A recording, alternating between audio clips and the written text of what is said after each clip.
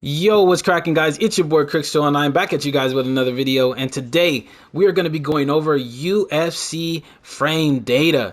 Now, I've been wanting to make this video for quite a long time because understanding UFC frame data is vital to becoming a good player at the UFC franchise. So I wanted to make this video to help you guys get a better understanding of what frames are, what frame categories are in UFC 4 and UFC in general, as well as things like frame traps, how to execute frame traps, and how to defend against them when you see your opponent is trying to do them to you.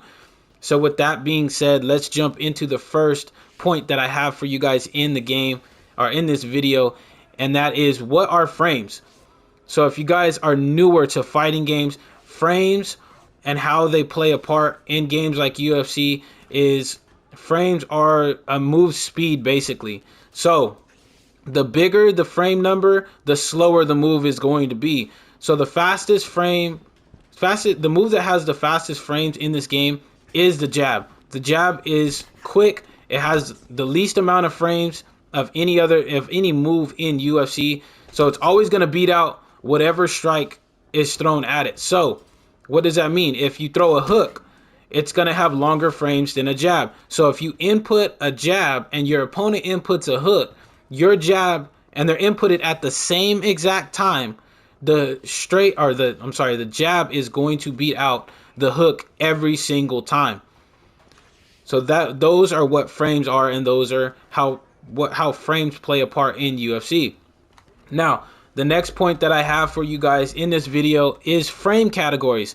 Now, these are very, very important, and these are really things that you guys probably see, or you do see every single time you fight against somebody, albeit the computer or on online championships or in quick fight. You see these all the time. You just might not know that you're seeing them, or you might not know the names of them. But we're gonna go into the different type of categories, and we're just gonna go into each one individually.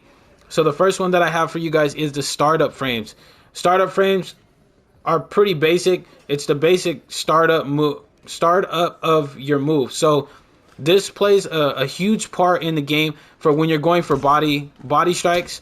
I don't know if you guys have ever been flash KO'd by an uppercut from guys like Connor. If they hit you at the beginning of a body hook or something like that, they're going to do massive damage to you. So startup frames are very important because you want to try to catch your opponent on the startup of a move to get the most damage possible. So the next category we have is vulnerability. Now this one is super important because the more vulnerable you are, the more damage you're either going to deal to your opponent if you're catching your opponent in vulnerability, or the more damage you're going to take if they catch you in vulnerability.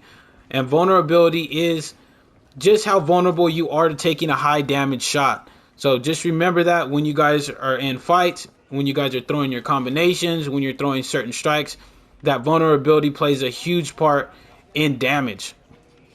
Now the next one that I have for you guys is the counter windows. Now you guys see these all the time if you're back slipping, if you're slip straighten, if you're ducking down and throwing uppercuts or anything like that. These are pretty simple. This is when you make your opponent miss. UFC gives you a window in which to land a high damage shot or to land a high damage combination if your opponent isn't aware or wasn't aware that you were going to slip a strike. So those are counter windows. And the last one that I have for you guys is evasion properties. Now, these are very important and annoying when it comes to knee and elbow spammers. The knees have high evasion properties, and evasion properties are basically when a move is basically immune to getting hit by a certain strike. So if you throw a knee, if your opponent throws a knee, or let's say I throw a knee as Cub Swanson, and Darren Elkins, my opponent, throws a hook, my knee is gonna have evasion properties against a lead hook or a rear hook or anything that I will land, and Darren Elkins will never land a hook if we input it at the same exact time. So those are what evasion properties are. Or like if you go for a jab, lead body straight, and your opponent tries to throw a combination to the head, the lead body or the body straight will have evasion properties against combinations up top if it's timed out properly.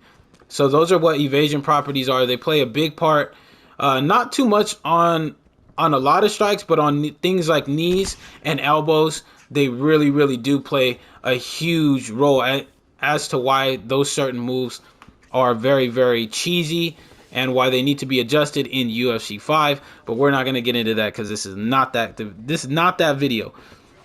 So let's get into the last thing and the most important thing that I have for you guys, and that is what are frame traps and how to execute and defend against them. Now, I get this question a lot when I am on stream. Crooks, what are frame traps? What do you mean by you're trying to frame trap your opponent? How do I look for frame traps? How do I do them? And how do I defend against them if my opponent is just walking forward trying to get me into a frame trap? Well, frame traps are basically when your opponent puts you in negative frames and they are in positive frames. Now, before we go along any further, I'm going to break down a little bit on what negative and positive frames are. Now, if I land a jab straight, I am in positive frames. So, if I'm in positive frames, then you are in negative frames.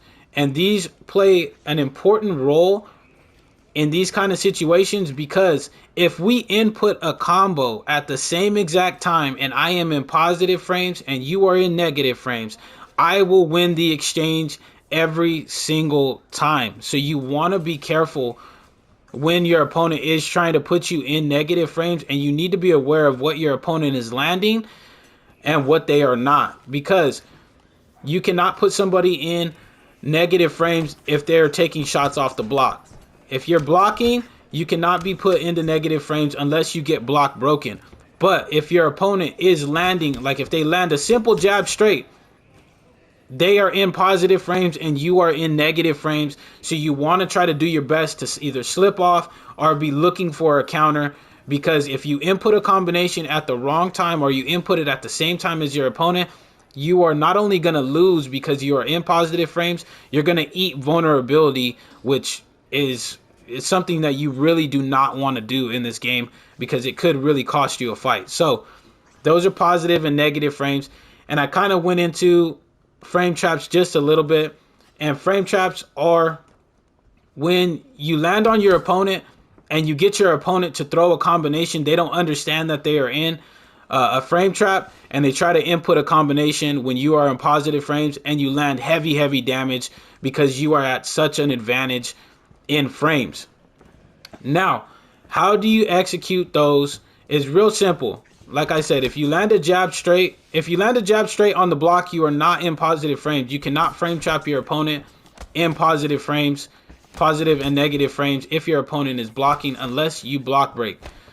So be aware that if they're just blocking, you are not at positive frames. But if they take a jab straight off of their face, like Darren Elkins did here, and then you input a combination stationary and they input a combination stationary, you are at positive frames and they are at negative frames, and that is what is called a frame trap. You trap your opponent into doing something that they really shouldn't be doing, and you're going to punish them for it. Super important to know. And if you're playing any kind of fighting game, whether it be Tekken, Street Fighter, Mortal Kombat, frame traps are super important because they are very prevalent in every single kind of fighting game, not just UFC. Now, how you want to defend against that, obviously, is like I said, you're going to want to block. You're going to want to move your head off. That's why a lot of elite players, you see them double slipping, triple slipping, moving their head off like this, because they are trying to avoid being frame trapped.